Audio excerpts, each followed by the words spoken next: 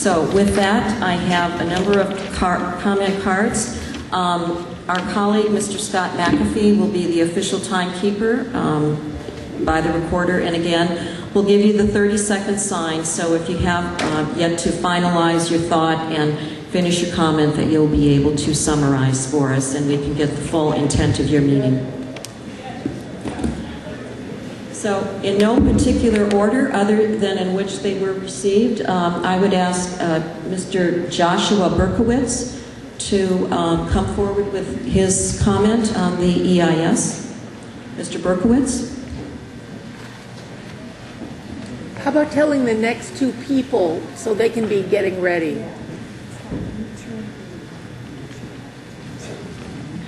Who's after Mr. Berkowitz?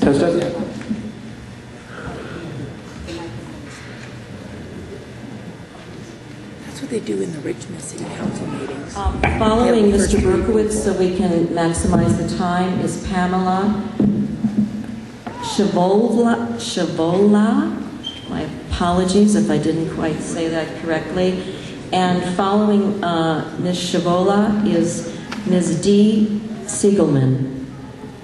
Mr. Berkowitz. Thank you.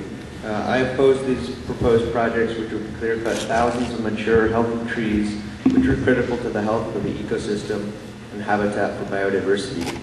These projects would increase rather than decrease fire hazard by transforming the landscape to flammable chaparral. I oppose the use of toxic pesticides, which pose serious health threats to human and animal species, as well as contaminate the soil and water supply.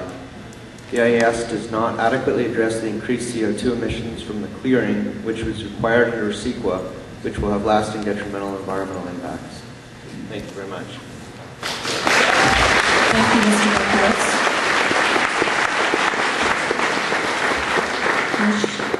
Ms. Shavola? Ms. Siegelman will follow. You can't hear me? Good morning. I am with the Committee to Minimize Toxic Waste in Berkeley, and my name is Pamela Sivola. I will address the UC Berkeley's portion in opposition of this FEMA grant application, which is over $1 million. The UC Berkeley's long-range development plan proposed several development projects in the high-risk fire zone, including a 100-unit housing project in the upper reaches of Strawberry Canyon, as well as a conference center in the vicinity of Claremont Canyon. UC Lawrence Berkeley National Laboratory. They have currently hundreds and thousands of square feet of new development being constructed in Strawberry Canyon, some of it with privately funded monies, and we ask FEMA not to fund fire protection to privately funded commercial interests.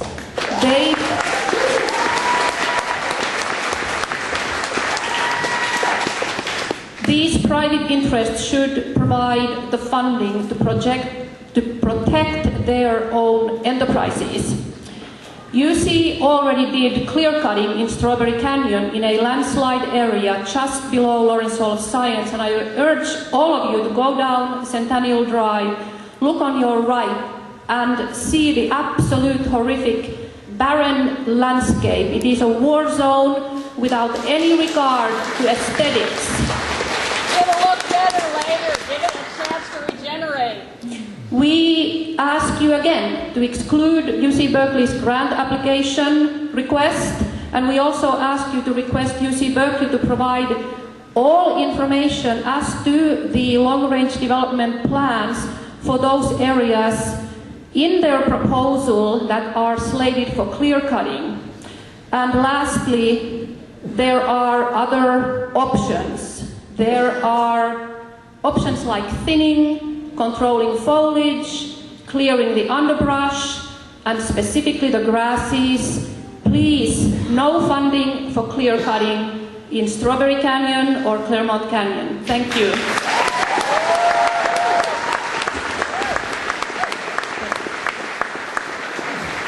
Thank you, Ms. Shavola. Dee Siegelman will speak next, and following Ms. Siegelman is Georgia Wright. Good morning. I'd like to correct the record. My name is Seligman, not Siegelman. I actually live in San Francisco, and I came over to East Bay this morning because my grandson lives in East Bay, and we're with him a lot. Also, my experience in San Francisco is relevant to what is happening here. I am opposed to these grants. Fear of fire is being used by native plant enthusiasts to get funding for native plant restorations, and in the process to destroy thousands of non-native trees to plant them. All of this destruction is built on a non-scientific rationale whose very illogic has already been exposed by FEMA. In San Francisco, even where our mild wet weather discourages fire, UCSF tried to get FEMA to fund the destruction of 30,000 trees on Mount Sutro by a grant. FEMA, however, saw through, pardon the pun, the application's smokescreen of yelling fire and refused to provide the grant. FEMA had pointed out that first of all, UCSF misrepresented and exaggerated the fire hazard by rating it as, quote, extreme, when CAL FIRE said the Utes provided a, quote, moderate fire hazard, which is their lowest fire rating. Second, the fire hazard would be increased by eliminating the eucalyptus because losing tall trees reduces moisture on the forest floor and eliminates shade that maintains moisture. The grassland and scrub brush that remains is more flammable, not less. Not true. Third, wind whipping through canyons drives fire forward. Tall trees provide a windbreak for the spreading of fire.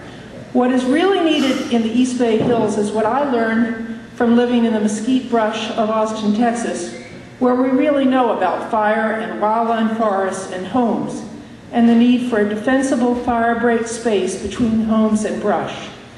Unfortunately, the FEMA grant does not require this basic effective concept. The issues are essentially the same between Mount Sutro and the East Bay Hills, although the danger of fire is increased in East Bay by temperature, lack of humidity, and occasional freezing.